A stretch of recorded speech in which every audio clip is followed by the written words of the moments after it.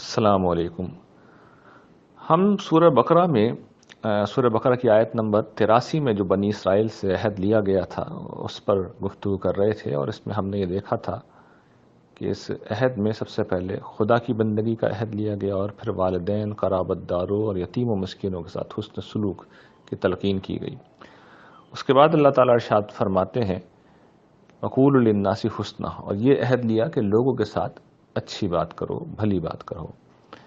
اس کا ایک مفہوم تو وہی ہے جو ظاہری الفاظ سے نکل رہا ہے کہ جب بات کرنے کا موقع ہو تو لوگوں سے اچھی طرح بات کی جائے، اچھی بات کی جائے، بھلی بات کی جائے، خیر کی، بھلائی کی بات کی جائے۔ لیکن جس سیاق کلام میں یہ بات آئی ہے وہاں اس کی معنویت بڑی گہری ہے۔ دیکھیے، ہمارا یہ عام مشاہدہ ہے کہ جب کوئی شخص کسی کے ساتھ حسن سلوک کرتا ہے، کسی پر احسان کرتا ہے، اس پر خرچ کرتا ہے، اس کا بوجھ اٹھاتا ہے، تو بارہا یہ مشاہدہ ہے کہ پھر وہ بدتمیزی کرنا اپنا حق سمجھ لیتا ہے۔ زبان سے برا بھلا کہنا، اس کی توہین کرنا، تذلیل کرنا، اسے ڈانٹنا، ڈپٹنا، یہ اپنا حق سمجھ لیتا ہے۔ یعنی لوگ بیویوں کے ساتھ جب حسن سلوک کرتے ہیں تو ٹھیک ہے، وہ خرچ کرتے ہیں، وہ ذمہ داریاں اٹھاتے ہیں، لیکن ڈانٹ بھی دیتے ہیں، ذلیل بھی کرتے ہیں۔ یہی معاملہ اولاد کا ہوتا ہے، اور یہ تو وہ رشتے ہیں جن سے ہمیں محبت ہوتی ہے، لیکن اگر کوئی یتیم ہے، کوئی مسکین ہے، یا بوڑھے والدین ہیں، یا کوئی بھی ایسا شخص ہے تو جس کی ذمہ داری ہم نے اٹھائی ہے، تو ہم لوگوں کی جب غصہ آتا ہے تذلیل کر دیتے ہیں، بے عزتی کر دیتے ہیں ان کی۔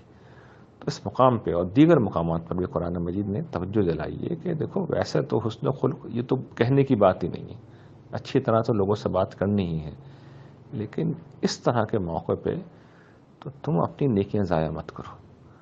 یعنی یہاں تو تم اگر کوئی حسن سلوک کر بھی رہے ہو اور اس کے بعد تمہارے منہ سے اس طرح کی بات نکلی، تلخی نکلی، کوئی تمہاری زبان میں زہر اگلا، تو نیکی برباد اور گناہ لازم کا معاملہ ہو جائے گا۔ تو یہ ہمیشہ ہمیں خیال رکھنا چاہیے کہ لوگوں کے ساتھ جب ہم حسن سلوک کریں تو اس کے ساتھ زبان کو بھی میٹھا رکھیں، اچھی بات کہیں، قول میسورہ جسے قرآن نے دوسری جگہ پہ کہا ہے کہ نرمی سے ہم لوگوں سے بات کریں، قول معروفہ کہیں پہ کہا ہے کہ جو معروف بات ہے وہ کریں، دستور کے مطابق جو ایک اچھی گفتگو ہے وہ ہم کریں۔ تو رسول اللہ صلی اللہ علیہ وسلم نے بھی اس پہ بارہا توجہ دلائی ہے، قرآن نے بھی توجہ دلائی ہے، اور حسن خلق اپنی ذات میں ایک بہت غیر معمولی چیز ہے۔ تو اس میں یہ چیز شامل ہے کہ ہم ہمیشہ لوگوں کے ساتھ اچھی طرح گفتگو کریں، اور یہ بہت بڑی نیکی ہے۔